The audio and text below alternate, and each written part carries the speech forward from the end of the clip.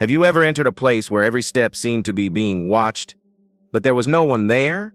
Well, in the Hall of Mirrors case, that's exactly what happened to me. And I'm warning you, this story isn't for the easily scared.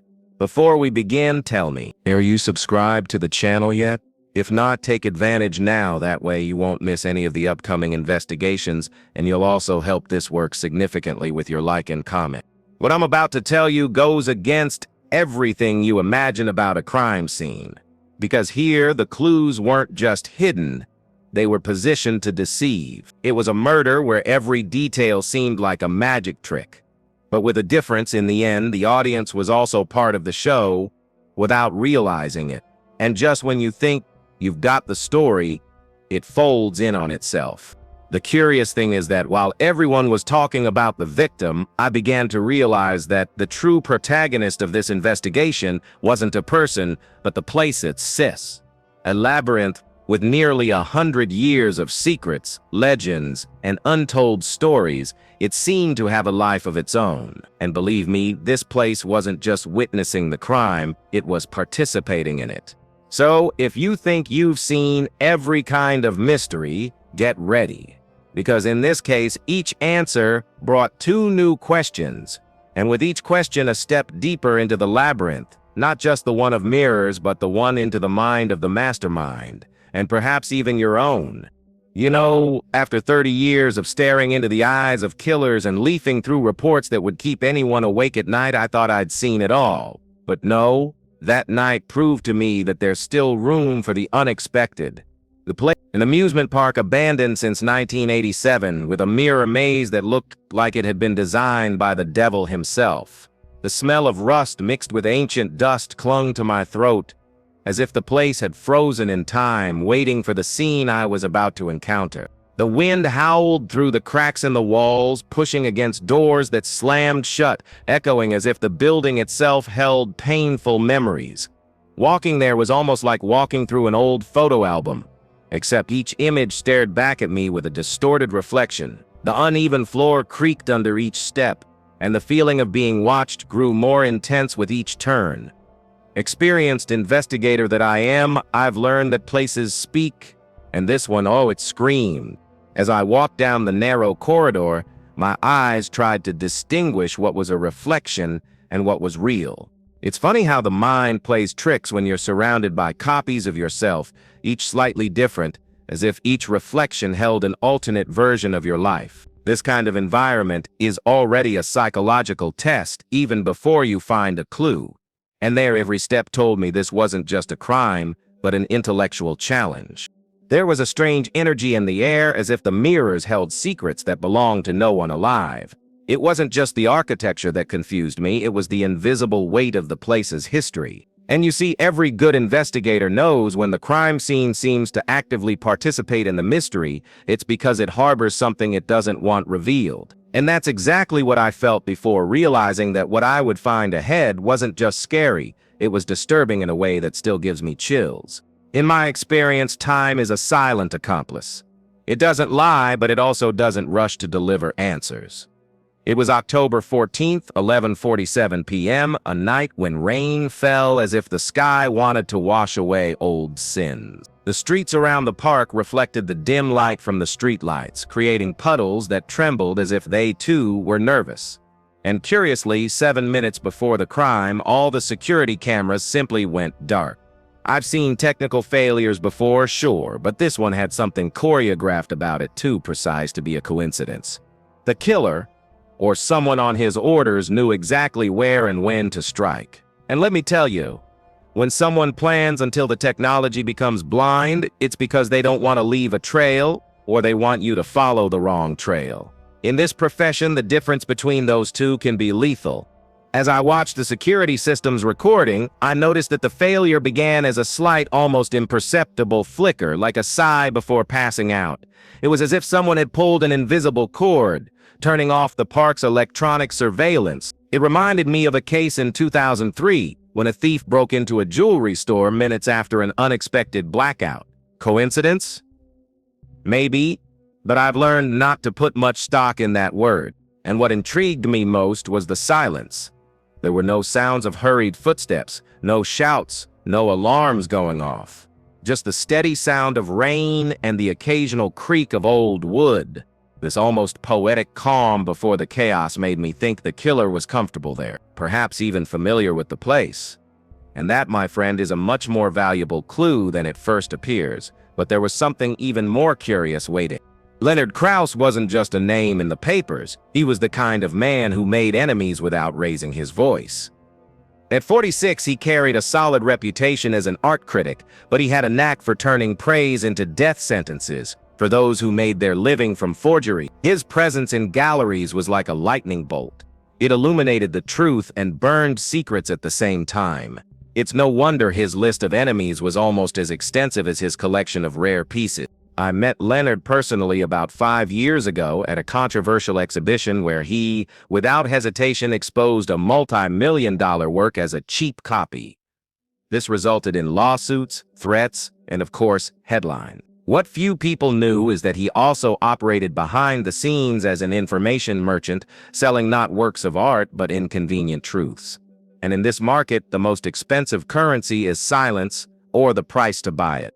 On the day he died, Leonard was about to publish a dossier on an international art trafficking scheme. The document, rumored, involved names that could never appear in the same sentence as the word crime without shaking entire markets. And I knew that if this file really existed, it was worth more than gold. Maybe even more than his life. As I stared at the body, I realized that Leonard's death wasn't just an act of violence, but a message. The clean cut, the lack of disorder. Everything suggested that whoever killed him wanted more than just to eliminate a man.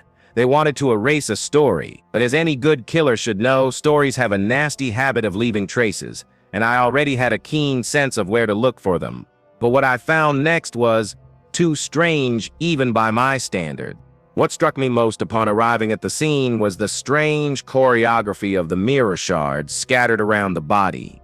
There was none of the chaos typical of a fight, nor the pattern of accidental breakage I've seen hundreds of times. It looked more like a macabre art installation, assembled with almost surgical precision.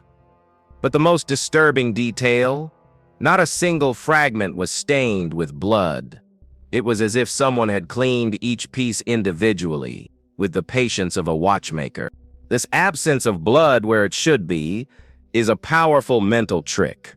The brain automatically seeks logic. If there's a wound, there should be traces.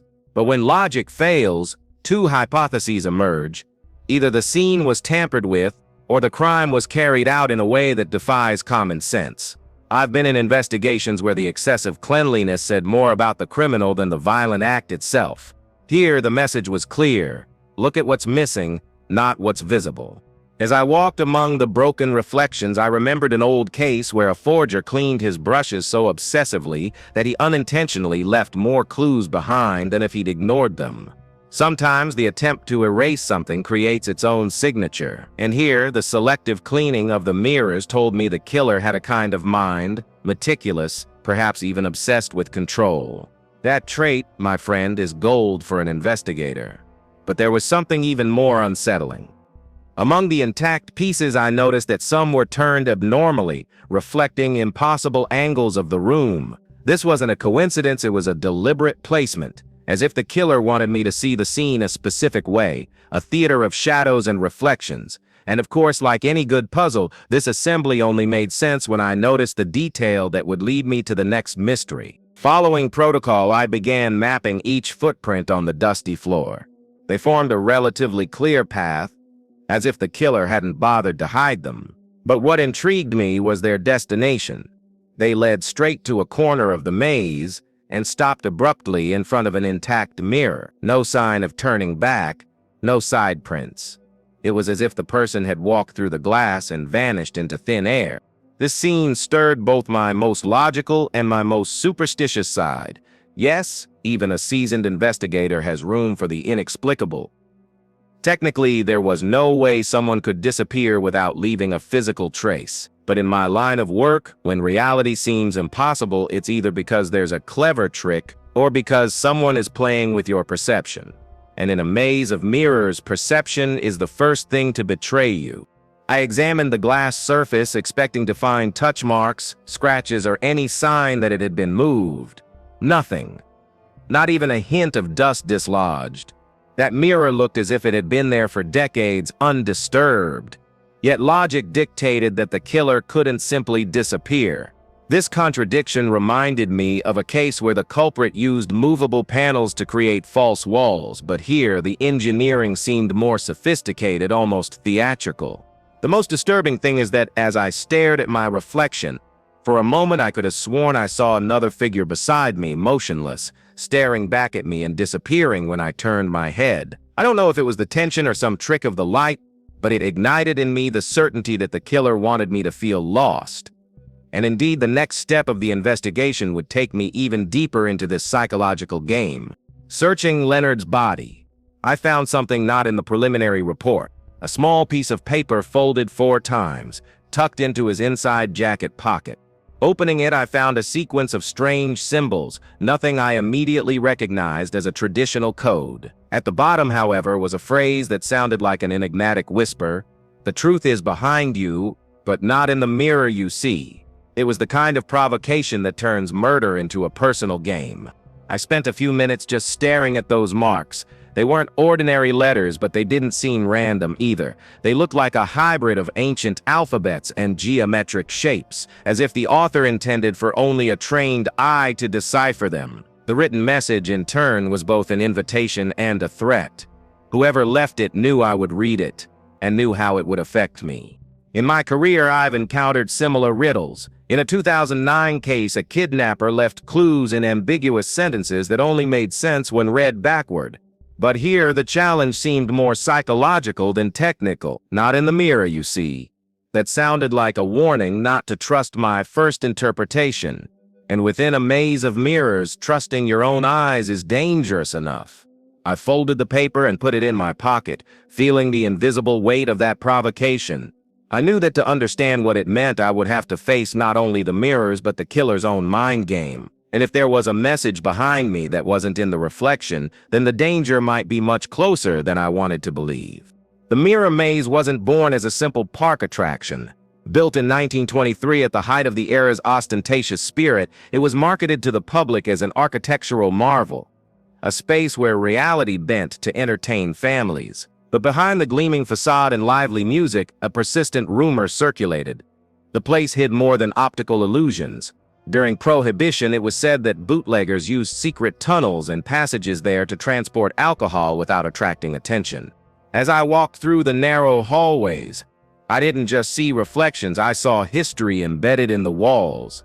Nearly invisible marks on the baseboards betrayed improvised renovations, and the distinctive smell of old wood mixed with mildew seemed to reveal secrets buried decades ago. These details to me are like footprints in time, clues that many ignore but that an investigator learns to read. I've worked on cases where the most recent crime was just the last page of a much older book. And the more I learned about the history of this labyrinth, the more I felt that Leonard's murder might not be an isolated incident. The place had already been the scene of illicit transactions, clandestine meetings, and possibly other disappearances never officially recorded. There was a cruel irony in all this. A space created to confuse the eye also served, 100 years ago, to hide crimes under everyone's noses. Thinking about this, I realized that any killer who knew this story would have perfect terrain to stage their own deadly play. And this suspicion only grew stronger when I discovered who had been there on the night of the crime. I often say that suspects are like pieces in an invisible chess game. Each one moves according to their own rules, but they all want you to believe they have nothing to do with the game. That night, 4 figures stood out. The first was a former park employee. A middle-aged woman who knew every inch of that maze like the back of her hand. Years ago, she was fired after an undocumented incident, a term that always makes me suspicious. The second, a crime photographer who claimed to be there for artistic inspiration. I'd met this type before, obsessed with macabre scenes, always searching for the perfect shot but with a trained eye for details that police often miss. Curious, yet risky. The third, a failed illusionist, whose skills at fooling audiences might be useful for tricking something more lethal. And of course, there was Leonard's ex-wife, elegant, cold, and with a past riddled with legal disputes. The curious thing is that none of them seemed surprised by what had happened. Of course, reactions are subjective, but there was something different here. An almost rehearsed calm, as if everyone had had time to prepare. And when four suspects share the same space and time, the question isn't who has motive, but rather who has the strongest motive and the nerve to act. As I watched them, I noted every expression, every involuntary movement, quick glances between them, discreet gestures, smiles that didn't reach their eyes. These small, silent plots told me that sooner or later, one of them would contradict themselves. And when that happened, the story would open like a loosely closed book, revealing far more than anyone was willing to admit. Leonard wasn't just an art critic, he was a truth seeker. And this time, he was about to expose something that could shake the international market, a multi-million-dollar fraud involving stolen and counterfeit art. It wasn't just about money, it was about the reputations of collectors, dealers, and even renowned institutions. When you threaten to topple this house of cards, it's no surprise that someone tries to topple you first. According to information I gathered before the crime, Leonard had irrefutable evidence, documents, photos, forensic reports, linking legitimate items to a well-organized criminal scheme. This revelation would not only destroy careers but also cause a lot of money to evaporate. And in this world, the value of truth is measured by the number of people willing to pay to silence it. I've seen this scenario before. When the truth threatens to escape, fear drives people to reveal their true colors. And in this case, there was a line of people interested in stopping Leonard, from high society figures to criminals hiding behind expensive suits and practiced smiles. The problem is, the more powerful the truth, the more meticulous the plan to bury it. Deep down, I knew the apparent motive was only superficial. The multi-million-dollar fraud explained why someone might want Leonard dead, but it didn't explain how the killer managed to turn a maze of mirrors into a stage for such a calculated crime. And it was precisely in this how that I hoped to find the first crack in the culprit's mask. Investigating inside a mirror maze is like trying to follow a trail in the middle of a sandstorm. Everything moves, everything doubles, and nothing is as it seems. Each reflection offered a different version of the scene, and the uneven light from the flashlights transformed shadows into figures, figures into shadows. The killer chose a perfect setting to confuse and, worse, to erase the natural logic we use to reconstruct a crime. Normally, I follow a pattern, determine where the attack began, map the escape, identify points of contact with the environment. But here, the trajectory was a jigsaw puzzle with no edges. Footprints that seemed to converge actually moved apart. Stains that looked like blood were merely distorted reflections of something meters away. Even the sound echoed deceptively, hindering any attempt to trace the noise's origin. This feeling of always being one step behind reminded me of a case I investigated where a criminal used mirrors to create false escape routes during a robbery.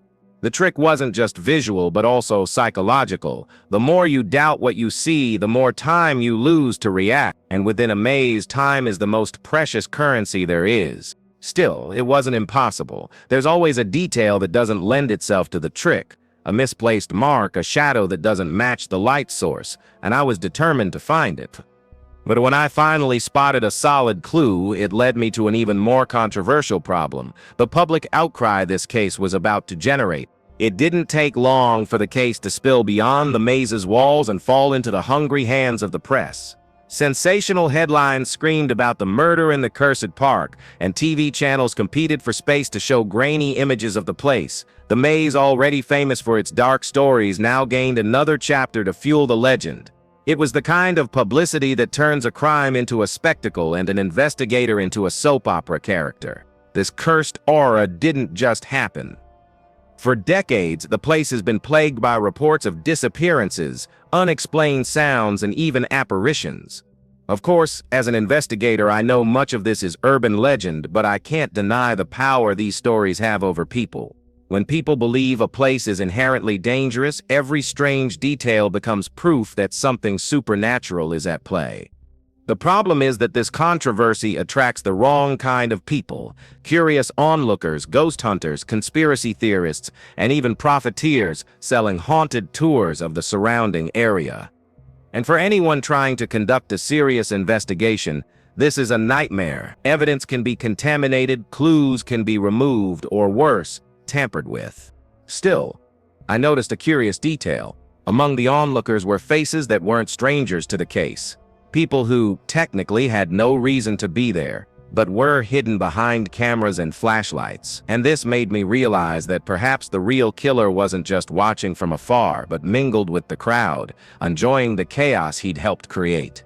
It was during the second sweep of the scene that I found it, a tiny, nearly invisible sliver of glass hidden beneath the fold of Leonard's jacket. One could easily dismiss it as just another piece of broken mirror, but experience has taught me that it's precisely these details that bring down a case.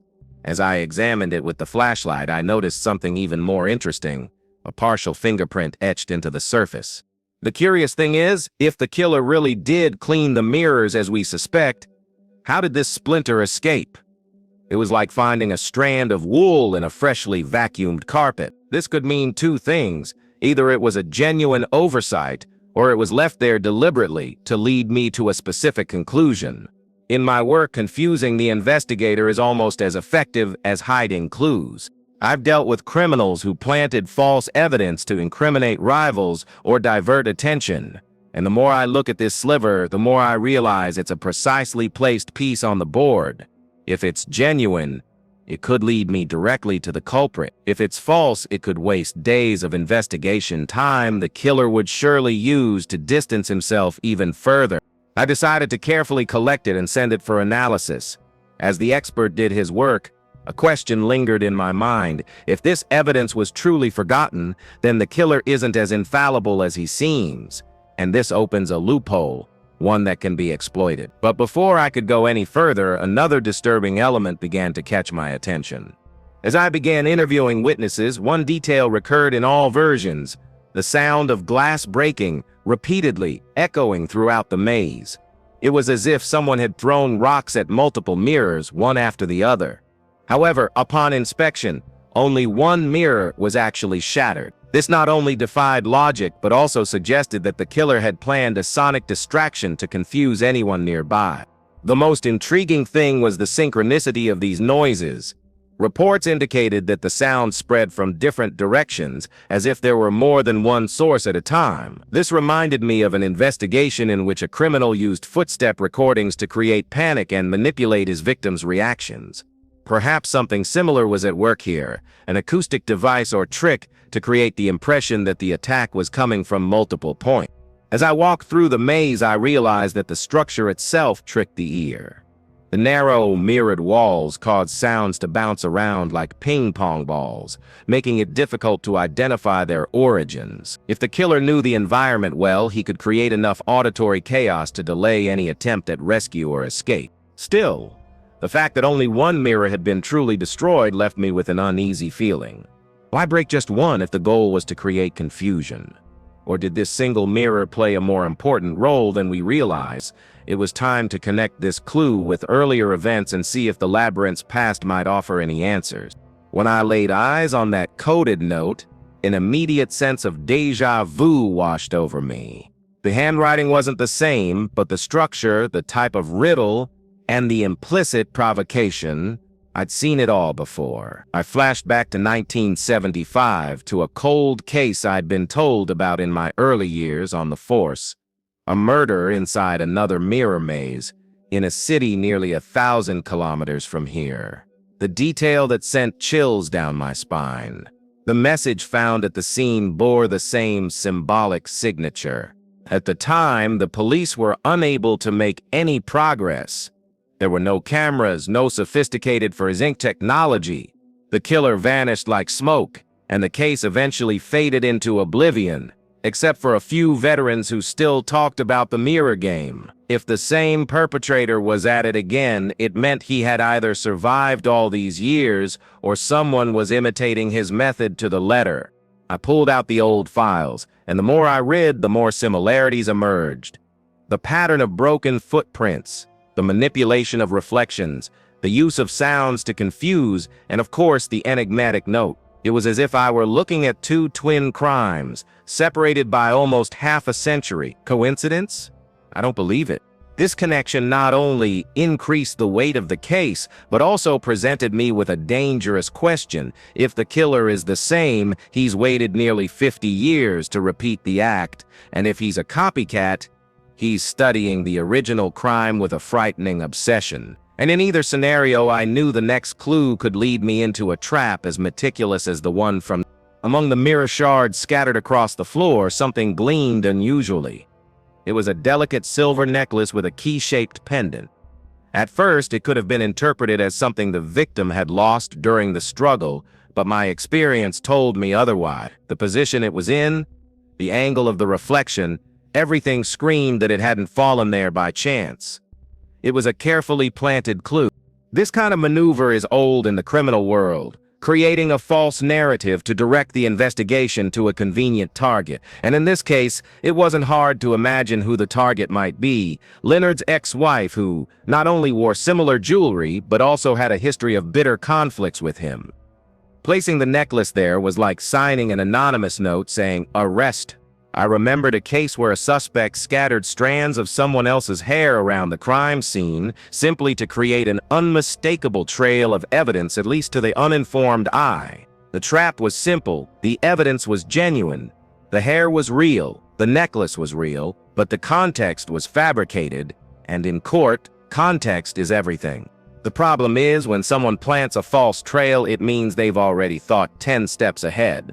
This killer wasn't just trying to deflect blame, he was constructing a complete alternative story. And if I wanted to uncover the truth, I'd have to dismantle this fabricated narrative piece by piece before it became official. From the beginning, something about this case felt more like an invitation than a simple crime. Every clue, or lack thereof, seemed carefully placed to lead me down a predetermined path. It wasn't just about killing Leonard, it was about creating a puzzle. And like any good game, there were hidden rules I needed to uncover. The killer wasn't running away from me, he was leading me. This kind of criminal vanity is nothing new to me. I've dealt with minds who see themselves as artists, transforming an act of violence into a performance. The difference here is that the stage was a maze of mirrors, and every movement seemed calculated to distort my perception. It was as if I were just another character in the play the killer was writing, and I admit that idea didn't appeal to me one bit.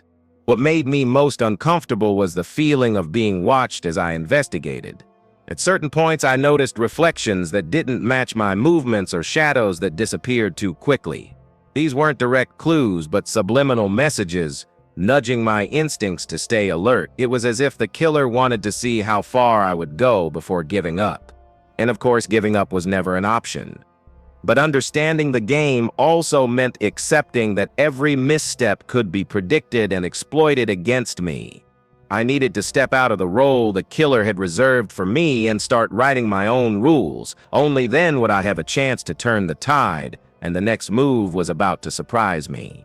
When Leonard's file finally began to be scrutinized, an uncomfortable truth emerged. He wasn't just Leonard Krauss. Amidst forged documents and discreetly opened bank accounts abroad, a parallel identity emerged, with a different name, a different story, and, curiously, different social circles. One of these circles stood out, a clandestine group of illusionists and art thieves. It was as if his life were a layered work, each more intriguing than the last. This discovery rewrote the entire narrative I was dealing with. Leonard wasn't just the fearless critic who exposed million-dollar scams, he also circulated in the underworld of these same scams. Perhaps he was an insider, perhaps an accomplice, perhaps something in between. The fact is, in either scenario, he was dealing with people who don't forgive mistakes, and more importantly, who know how to cover their tracks better than any common criminal. The connection with illusionists didn't seem coincidental to me.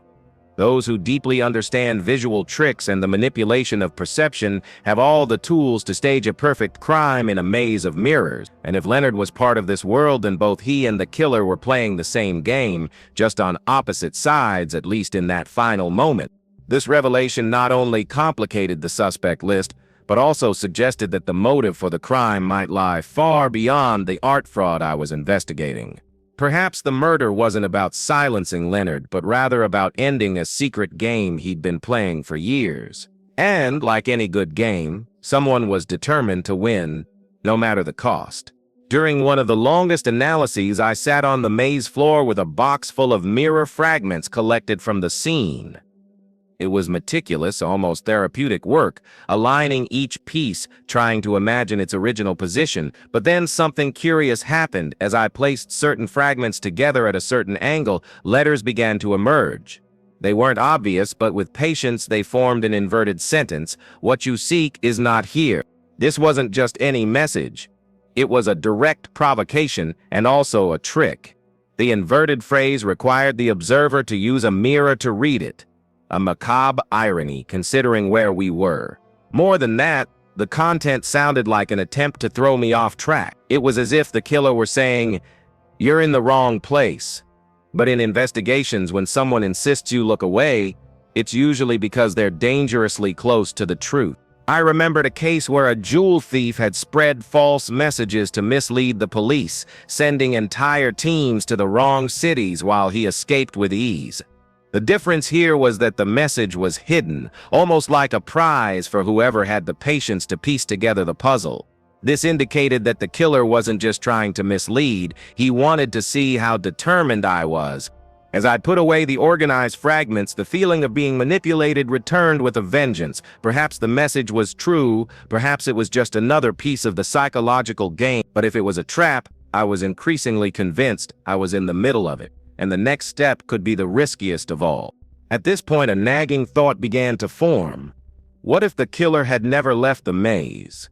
The idea seemed absurd at first glance.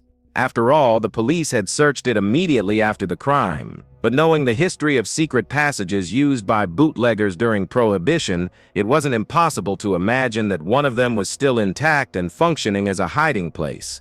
And if that were the case, the killer might have been watching me as I investigated. This scenario opened up disturbing possibilities. I've been on operations where the criminal remained so close to the investigation that he practically walked alongside the agents. It's a game of nerves. The closer he is, the more confident he feels. And in the labyrinth, with its narrow corridors and infinite reflections, this proximity could be invisible, silent. I began to notice small signs, reflections that faded too quickly, the almost imperceptible sound of wood giving way, cold drafts coming from windowless spaces. Details that, in isolation, could be dismissed as paranoia, but together they formed a pattern I couldn't ignore. The maze seemed alive, reacting to my presence, as if it were a board where another piece was moving unseen. This hypothesis changed everything. If the killer was truly there, he could have calculated my every move. Every clue I found could have been deliberately placed under my nose. The line between hunter and prey was growing thinner, and I needed to decide quickly which side I was on before it was too late. I returned to the maze one silent morning, when the park seemed even deader than usual. The idea was to revisit a specific spot, cross-referencing information from the forensic analysis with the mapping I'd done myself. The flashlights illuminated only fragments of reality, and each footstep echoed as if it were the only sound in the world. Until at the turn of a corridor, I stopped in front of a mirror that seemed perfectly intact. I can't explain why, but I stared at my own reflection for a few seconds longer than usual. Maybe it was exhaustion, maybe it was that instinct that never lets me down. Then it happened. The reflection winked at me. A quick, sharp, and impossible gesture. I didn't blink. I swear to. The air seemed to freeze, and a shiver ran down my spine as if someone had run an icy hand down my back. My first reaction was to rationalize. Perhaps it was a play of light, a glitch in perception caused by accumulated tension. But after years of analyzing microexpressions and body movements, I knew when I was faced with something out of the ordinary. That blink wasn't an optical error. It was intentional. And if it was intentional, it meant I wasn't alone. I stood still, staring at the mirror, trying to catch any other sign. But nothing else happened. just my reflection staring back at me as if nothing had happened. Still, the feeling persisted. The killer could be there, on the other side of the glass, waiting for the right moment to make his next move. And if this was a game, the game was far from over. So, after everything you've heard, tell me, what would you have done if you were in my shoes, inside that maze? Would you have followed it to the end, or would you have turned your back when the reflection flashed? Because deep down, this story isn't just about a crime, it's about how we perceive the truth, and how sometimes it's disguised right in front of us. The Hall of Mirrors reminded me of something that applies to any situation in life. Not everything that seems obvious is real, and not everything that seems impossible is a lie. We need to learn to look beyond first impressions, question what is apparent, and understand that often the answer is hidden where we least expect it. Now, I want to hear from you. What was the most important clue in this investigation? And in your opinion, who do you think was really behind this murder? Tell me in the comments, I'll read each one. Who knows, your theory might reveal an angle I haven't yet explored. And if you want to continue following investigations like this, subscribe to the channel, turn on notifications, and leave a like. This way, you'll help me bring you more stories, more mysteries, and who knows, maybe even solve the next case together before the culprit realizes it.